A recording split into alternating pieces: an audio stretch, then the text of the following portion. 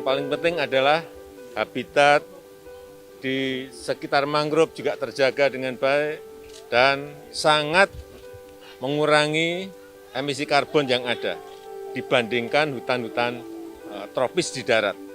Indonesia dengan wilayah hutan tropis dan maritim yang luas memiliki cadangan karbon yang luar biasa besar dan perlu dijaga.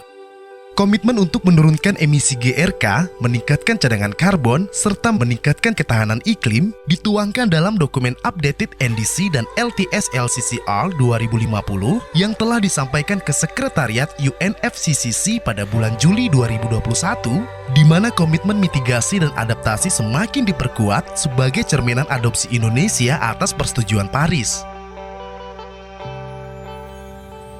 Pemerintah berkomitmen untuk menurunkan emisi karbon sebesar 29% dengan upaya sendiri dan hingga 41% dengan bantuan internasional pada tahun 2030 dibandingkan dengan skema business as usual.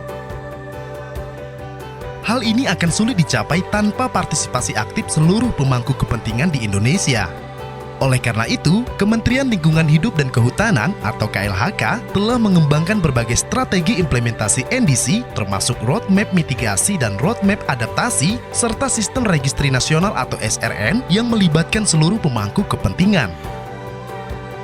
Untuk memperkuat tata kelola partisipasi para pemangku kepentingan, Komite Kerja KLHK untuk Karbon Nasional telah dibentuk untuk mengawal implementasi Updated NDC, LTS LCCR 2050, dan menyiapkan implementasi pengaturan nilai ekonomi karbon.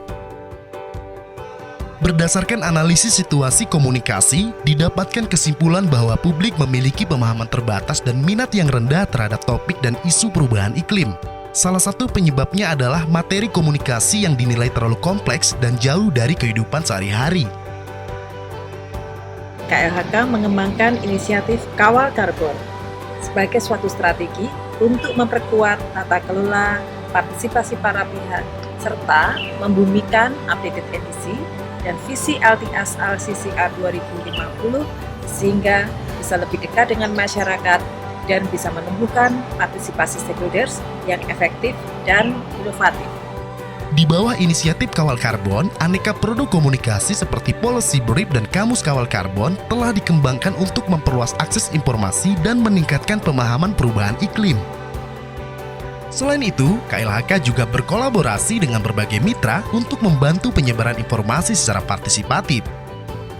Peran serta aktif seluruh pemangku kepentingan dan kolaborasi multipihak dalam aksi mitigasi dan adaptasi perubahan iklim dalam implementasi kebijakan dan program merupakan salah satu kekuatan kita.